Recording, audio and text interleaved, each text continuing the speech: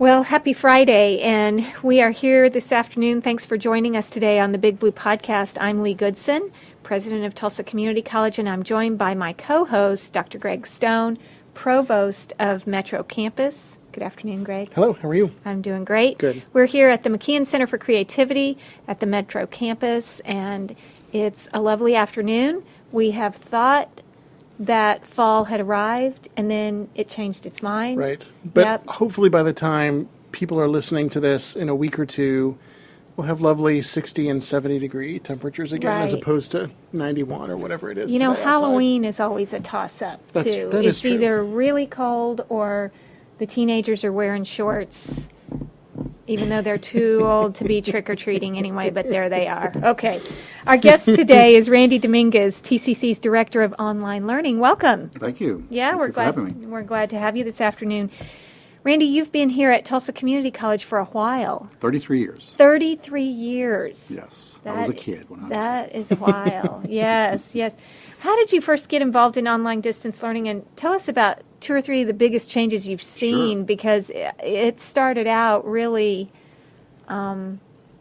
elementary compared to where we are now, given everything that's happened electronically and digitally over the last few decades. When I started here in 1985, I was in the media services area, which was part of the library.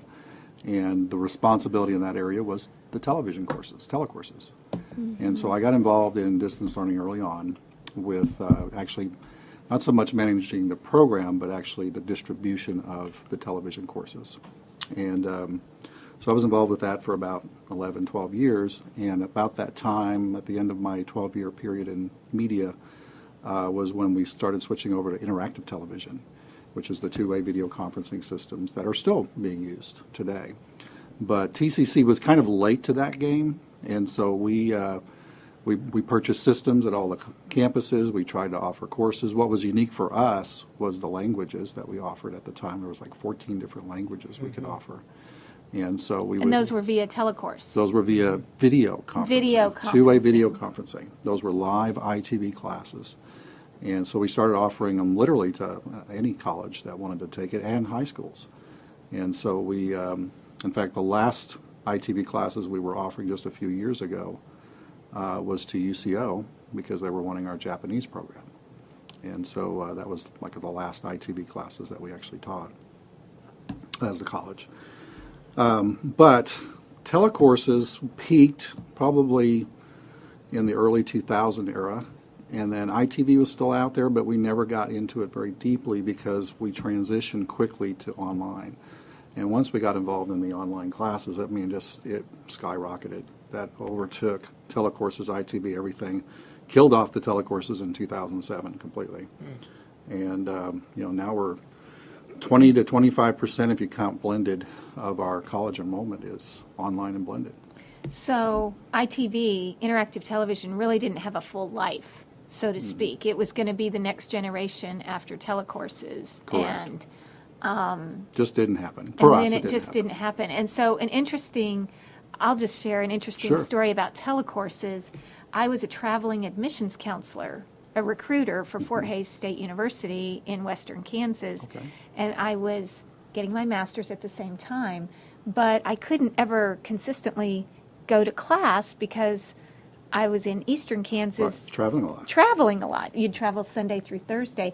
So I would pick on class night, which was usually Tuesday, Monday or Tuesday. I would pick a telecourse site so that I wouldn't have to be back in Hays on class night. So it was either Concordia, Kansas, or Manhattan, or, there were several sites across eastern Kansas. And so that's how I got my master's. Gotcha. Yeah. Yeah. A lot of folks did. Yeah, but then ITV came in, didn't really have a life, and then it took off after that with the internet. Yeah, I actually took some classes during my master's program through OSU with ITV. Right. It was primarily ITV to sites here in Tulsa from OSU Stillwater, so very familiar with that. And like I said, the technology was great, but trying to send out to remote sites, well, there was a lot of colleges already entrenched in that, and so a lot of other universities and colleges already had all their sites, and the only thing unique we had to offer was those languages, and that only lived for a short time. Yeah. Randy, let me ask you too about last year as part of the reorganization of academic affairs, we were able to identify and reclassify some open positions and actually create some instructional technologists. And Yes. in addition to Professors Linda Brown and Jennifer Campbell, who have been instructional designers for a long time and who sort of de facto served in that role as well. And I certainly many times emailed or called Linda or Jennifer with a technical problem that, of course, they were great to help fix, but that left little time for them to actually do instructional design. And I'm just wondering about how that change has made a difference in terms of our online teaching and learning here at the college. Well, it's a big impact because now they can focus on instructional design especially, and not just for online learning, because we were the first to have instructional designers in the college to deal with moving faculty from classroom teaching to the online environment. So that's what Linda and Jennifer did for so long. And the interesting thing was, what came along with that role is understanding the LMS and having the technical understanding. So they were doing a lot of technology management. In fact, it was probably the majority of what they did, and it left little time for doing instructional design. And now with engaged learning and of course just with the focus on not just being online, but for the whole college. I mean, this whole, this past summer, early spring or late spring and early summer, they redesigned the FYE class. They could not have done that. First year experience. Yeah, they could not have done that first year experience class redesigned if they were still handling technical questions and so forth. And so that was just needed. It really freed them up to address quality across the curriculums. Exactly. And now we're getting ready to move into hopefully a new era where we're actually designing programs for online. And again, we'll need teams of people that focus on instructional design. And we just couldn't keep somebody doing the technical stuff and then that as well. So this will help them especially. And then it helps us too, because now online learning has dedicated technologists who their role, and they can get really deep into the technology. And it's not just Blackboard anymore. We have so many other systems that they have to be familiar with and manage and teach on. And they're going around from campus to campus to teach on Collaborate, Kaltura, which is our video capture system, Collaborate's the web conferencing system we use with Blackboard, and then this new feature called Quickly, which is a set of tools, in our case, attendance, which was the big one, because everybody needs that attendance tool. And so they're teaching faculty how to use that technology. So it's been great for us. It's really pushed the faculty to be engaged in their curriculum development in a different way. Yeah. Because they have to, it doesn't work to prepare a lecture, deliver a lecture. There's really that expectation that that collaborative platform is being used, whether it's a blended class or not.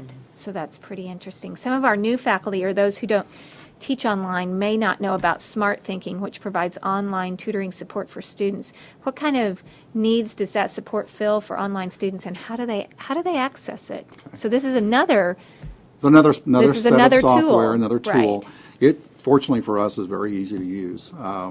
This is actually a Pearson product. We started using Smart Thinking because it was embedded in some of the MyLab systems, where they had free tutoring for, I think, 2 or 5 hours or whatever of tutoring time. And so we were looking for, again, for the equivalency of having, Higher Learning Commission is looking for, if you provide tutoring services on campus, you need to provide it for your online students. The challenge is online students don't study during college hours of operation, so we needed a service that can do 24/7. And Smart Thinking was probably the number one when we looked them, about 3 or 4 years ago, we looked at using them. There's others out there. Tutor.com is another one that's popular. But we've stayed with Smart Thinking because I love the fact that they have master's level faculty that are tutoring. It's actually faculty from other colleges and universities that are tutoring in those disciplines. It's a little bit pricier than some of the others, but the quality of tutoring is excellent. And like I say, 24/7. I mean, I've had students say, I got a tutor at 1 a.m. in the morning. And I'm like, wow. Am I going to be up at 1 a.m. in the morning and tutor? That's great. Now, we do have our own tutors. One of the transitions that we're trying to make is Our tutors are going to be a little better, I think, at tutoring our own students because they understand what we're teaching. And so we wanted to give them a way to do live online tutoring. And so we looked at a couple of different software packages, piloted one called Upswing. Didn't quite work out with them, but found out that their Writing Center online software they're using now actually allows them to tutor online. So we just enabled that service. It's already something we were paying for, and they just weren't utilizing it. And now West Campus, who actually had time to do some additional tutoring online, is now doing that service for them. So they're piloting it this semester. Great. Yep, some good things to come. Well, you're listening to the Big Blue Podcast. I'm Greg Stone here with President Leigh Goodson, and we're speaking with Randy Dominguez today, our Director of Online Learning, and we're talking about some changes and developments in online learning. And there's a fire truck that may be going by the building, so we can either edit that out or just ignore it. You never know around here, right? I think it's a nice touch. It's realism. As long as they don't stop in front of our building, I think I'm good with it. Randy, one of the big changes that's happened in online learning in the last year or so has been the shift to Blackboard Cloud Server, as opposed to hosting those servers physically here on campus. Talk to us about why that came about and what the benefit is of moving to that cloud service. Yeah.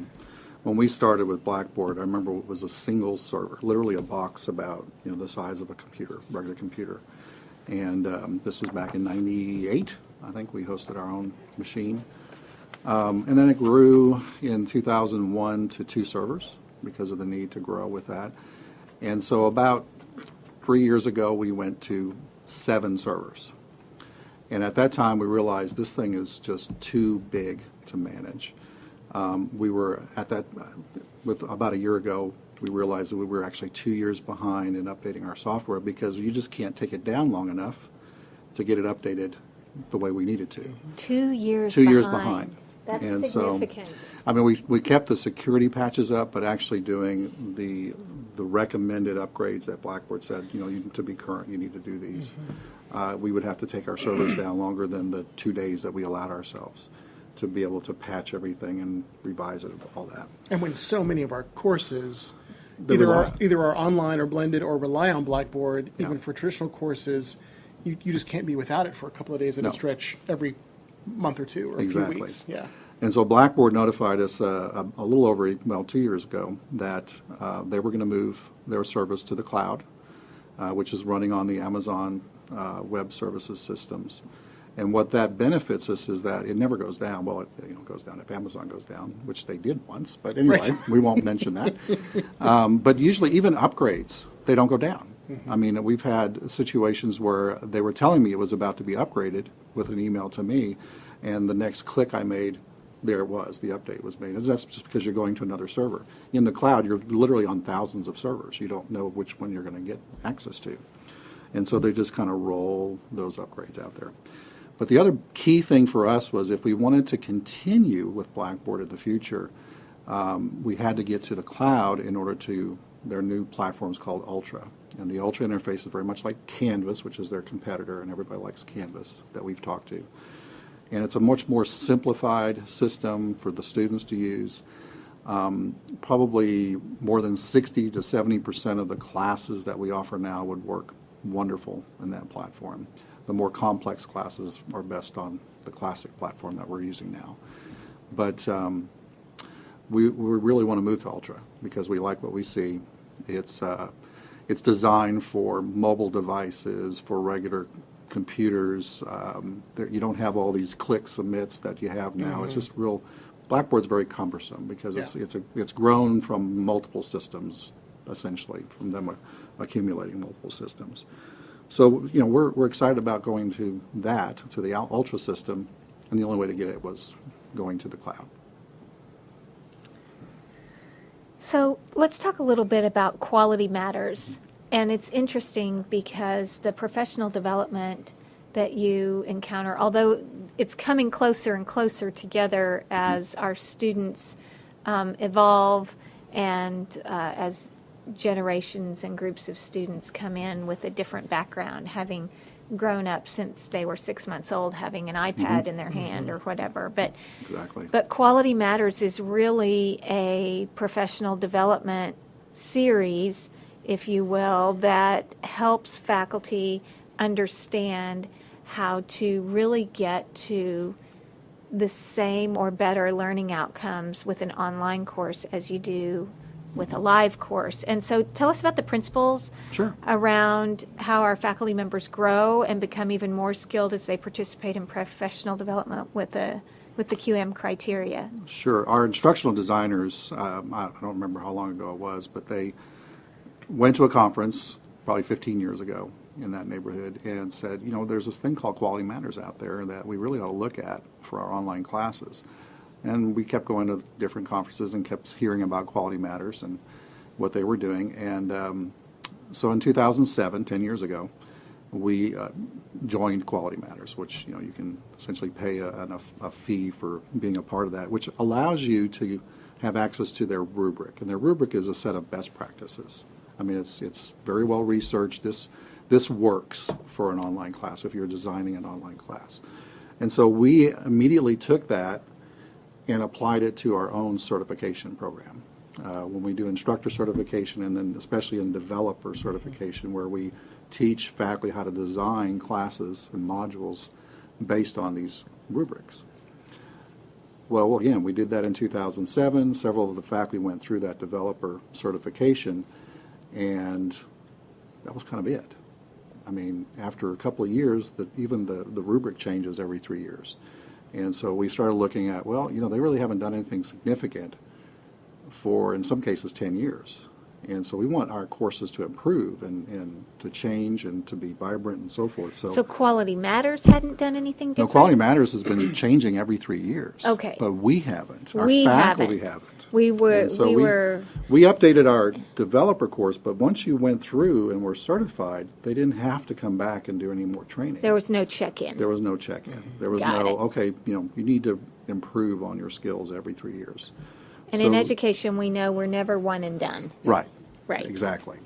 So last year, we put together a proposal to essentially take all of our 150 full-time online faculty right now over a 3-year period and require them to have some other substantive professional development. And we're not talking about going to a workshop and you're done. This is usually week-long, or there's several workshops that Quality Matters does for like improving your online course, or even if you want to go through the peer evaluator route, there's other workshops. They've got to do options. that. So we There's have options. 150 faculty that teach online. Yes. That we 150 of our full-time faculty that teach online. Okay. And what about part-time faculty? Well, there's several. I haven't counted them. And okay, I But want to this group do a is- follow-up this question group about is part-time. the ones that are designing the content. Okay, And I see. That's then given to the adjuncts. So we want Okay. that group of faculty to go through and improve their online courses. And so we've been requiring them. There's 3 cohorts. There's an alpha, beta, and gamma cohort group. Alpha is coming to the end of their training period. And so several have gone through developer again, or they've gone through the Quality Matters peer review certification, or applying the Quality Matters rubric, or the new workshop, the Improving Your Online course, which is one we recommend. For anybody that's teaching online, that's the one you need to do. And so that's gone actually fairly well. And now every few years, And then everybody they'll will continue go it through and every have a 3 continuous years. cycle. It's a continuous cycle. They'll stay in that cohort. New faculty will come in. They'll join one of those cohorts when they come in. And we'll just keep the ball So you have a rolling. cohort going every year. Yes. Yep. And that's why it's alpha, beta, gamma, so that you never have a bubble. Right. Right. And then you also have, by having that cohort, you have faculty that can share with each other and work with each other, et cetera. And there's 41 this alpha. There's 50-some, I can't remember the exact number, and then 61. The last gamma is the biggest, The 61. largest. So when that starts up. It's an exciting course. And it really, what I noticed about it is, I think the best thing I took away from Quality Matters is how to develop an online community. Yeah. Because with online learning, it's so hard to really get that community feeling. And so there's all these different strategies on how to develop an online community. And with all the different tools we have now, just integrating those in Exactly. is really powerful. And just That's making, excellent. making sense of things in an online course, because they're far and wide, but if everyone has a good idea of what a quality online course looks like and what should be structured. I like the analogy someone gave me at actually a Quality Matters conference, and they said, why are we actually giving faculty the property and expecting them to know how to build a house to certification and code and then furnish it? We should actually build the house for them with the certifications and let them come in and furnish it the way they want. Nice. And so that talks about actually creating the framework for the faculty so they understand that, okay, I really should do it this way. And the support systems and the personnel and the technological infrastructure to support. To support them. Absolutely. To That's why we want to support, have these design teams for eCore. Nice. That's coming. Yeah. That's coming. We just have a minute or so left, Yeah. Randy, but just really quickly, where's online learning going in the next decade or so? That's hard. I mean, we know what MOOCs came up and are kind of sort of disappearing. A lot of private online universities we thought were going to be our competition, and that's kind of a lot of them were flakes and flaking out.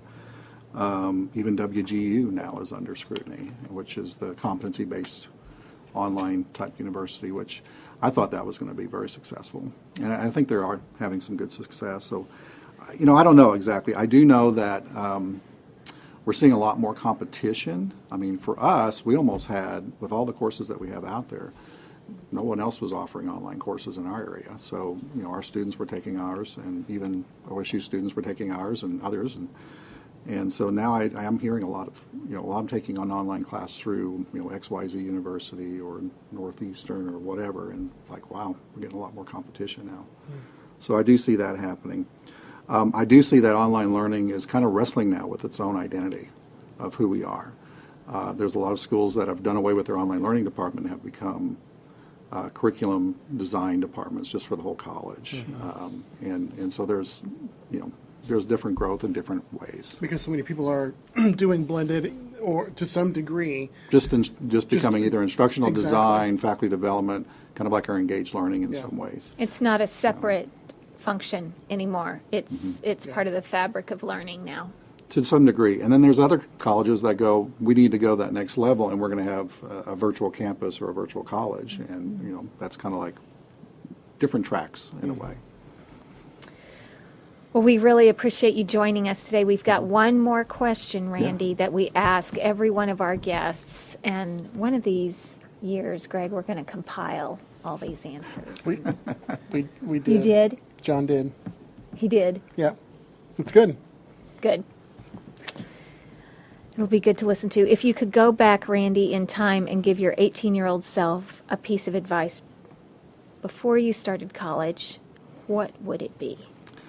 Well, mine would be, at 17 actually, I bought a very expensive $1,000 stereo system, which I loved. But I would take that $1,000 and invest it in Microsoft and Apple. And have myself all set up. So that would be my thing. You would be a big TCC donor if you had Yes, done I could that be. Right. instead of an employee. Who'd have thought? Who'd have thought? We could be in the Randy Dominguez Center for Creativity. Right, that's right. Yeah, the other part of it was that I actually got involved in programming those big mainframe systems back then, and I was like, I don't think this is going anywhere. So I didn't become a programmer. That's fun. Well, thank you for joining us today. You've been listening to the Big Blue Podcast. We want to thank our guest, Randy Dominguez, for joining us today, and we want to thank you for listening. Remember, you can catch the Big Blue Podcast each week in the week at TCC and on the Creativity channel at YouTube. We'll see you next time. Thank you, Randy. Thanks, Thank you, Randy. Greg. Thank you.